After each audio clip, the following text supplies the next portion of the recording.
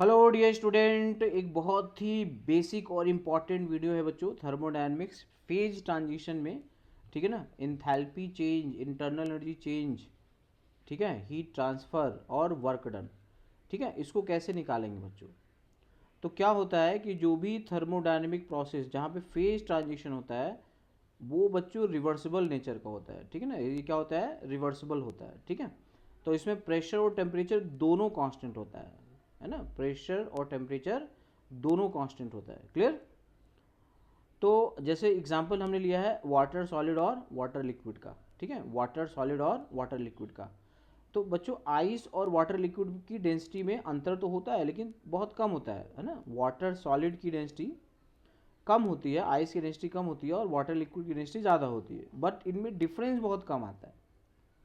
अब इसमें जो हीट ट्रांसफ़र होगा बच्चों, क्योंकि प्रेशर कांस्टेंट है तो जो हीट ट्रांसफ़र होगा वो क्या होगा? क्यूपी होगा। और क्यूपी की वैल्यू क्या होगी?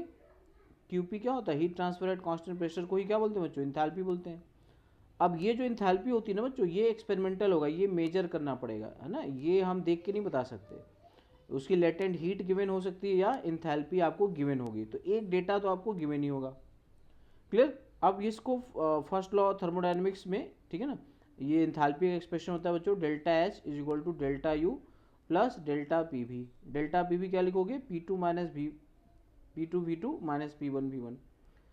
क्लियर? अब ये जो, क्योंकि प्रेशर कांस्टेंट है तो मैं इसको लिख सकता हूँ P into V two minus V one लिख सकता हूँ।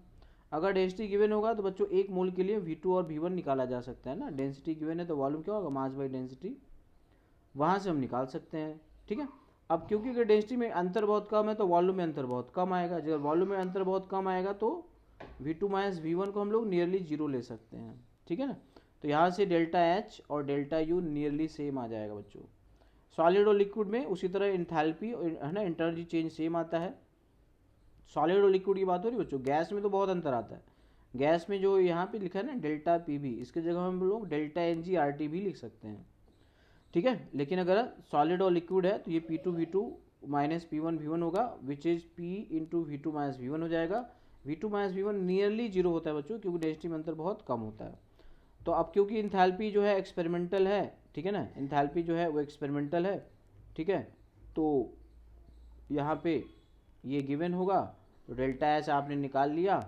ठीक है, इस एक्सप्रेशन से डेल्टा एच और डेल्टा यू नियरली सेम आ गया। अगर उन्होंने डेंसिटी की वैल्यू गिवन है तो हम ये निकाल सकते हैं। प्रेशर नहीं दिया है तो 1 बार ले लेंगे। क्लियर?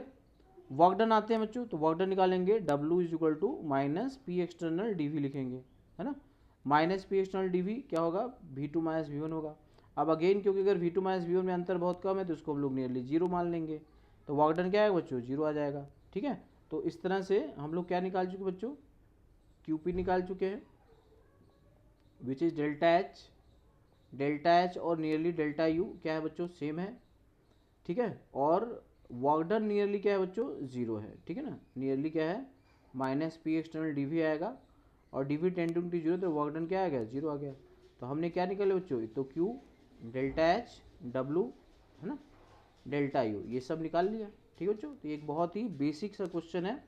कई बच्चे क्या करते हैं बच्चों, इसमें जो कन्फ्यूजन होता है ना, कुछ बच्चे सोचते हैं अच्छा delta U equal to N C V M delta T, ये लगा देते हैं और कहते हैं कि सर यहाँ पे डेल्टा जो टेम्परेचर है वो तो कांस्टेंट है, इसलिए डेल्टा टी जीरो है, इसलिए डेल्टा यू जीरो हो जाएगा, इसलिए डेल्टा एच जीरो हो जाएगा। बट बच्चों ये किसके लिए एप्लीकेबल होता है? ये आइडियल गैस के लिए एप्लीकेबल होता है ना, ये आइडियल गैस के लिए एप्लीकेबल होता है, इसलिए यहाँ पे इसको नहीं लगाना बच्चों। ठीक है, यहाँ पे इसको नहीं लगाना है। तो होप यू अंडरस्टैंड बच्चों। अगर थोड़ा सा, है ना, ज़रूर फीडबैक दिया करो, कमेंट करो कि आप इसको समझे हो और किस टाइप का वीडियो आपको चाहिए। ठीक है, यू मस्ट